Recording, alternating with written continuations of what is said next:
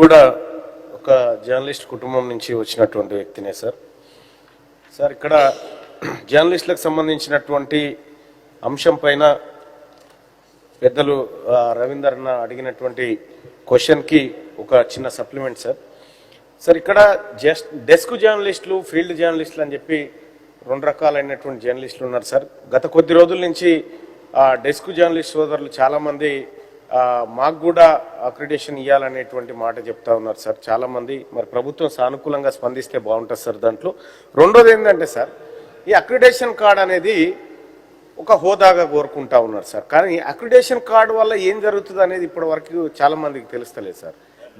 దానివల్ల వచ్చేదేంది, ఇదివరకు అక్రిడేషన్ కార్డులు ఉన్నటువంటి వాళ్ళ బతుకుల్లో ఎలాంటి మార్పులు వచ్చినాయి, ఏమన్నా తేడా వచ్చిందా, లేకపోతే ఇది ఉండడం వల్లనే ఇదంతా జరుగుతూ ఉందనేటువంటిది కూడా చాలామంది తెలుసుకోవాలి సార్. అక్రిడేషన్ కార్డు కేవలం పేరుకే సార్, నామ్ నిషాన్ ఉంటుంది సార్.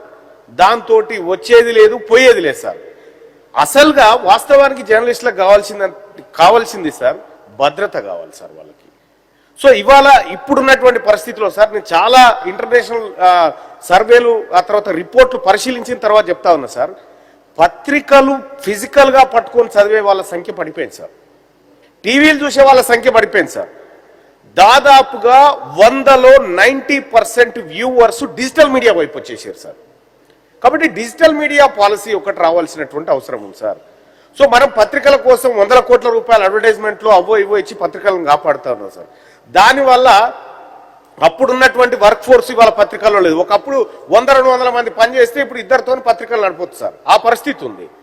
సో కాబట్టి పత్రికా యాజమాన్యాలకు కొద్దిగా ఖర్చు తగ్గిన మాట వాస్తవం సార్. ప్రింటింగ్ కూడా తగ్గించుకున్నాయి, అంతా డిజిటల్ మీడియాలోనే ఇవాళ సర్క్యులేట్ చేసుకుంటున్నటువంటి పరిస్థితి. కాబట్టి ప్రభుత్వం ప్రజలు ఎక్కడున్నారు, డిజిటల్ మీడియా వైపు ఉన్నారు. కాబట్టి డిజిటల్ మీడియా పాలసీని తెస్తామని గతంలోనే గౌరవ మంత్రి గారు కూడా చెప్పినారు. నేను కూడా 1-2 సార్లు మంత్రి గారు గుర్తు చేసినాను, ఇప్పటి వరకు రాలేదు సార్.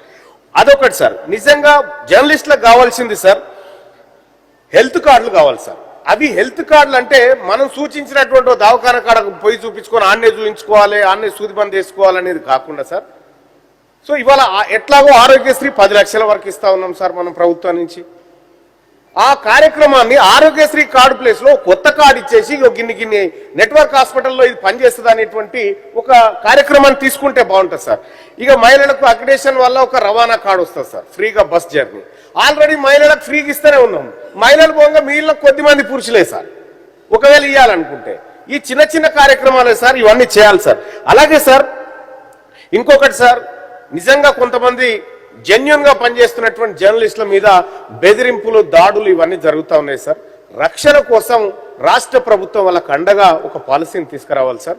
నాట్ ఓన్లీ జర్నలిస్టులు కాదు సార్, అడ్వకేట్లను కూడా రోడ్ల మీద చంపినటువంటి చరిత్రలు, నిర్ణయాలు ఉన్నాయి సార్. సో జర్నలిస్టులు నిజాయితీగా పనిచేసేటువంటి జర్నలిస్టులు ఎవరైతే ఉన్నారో వాళ్ళకు రక్షణ కల్పించాల్సినటువంటి బాధ్యత ప్రభుత్వం మీద ఉంది సార్.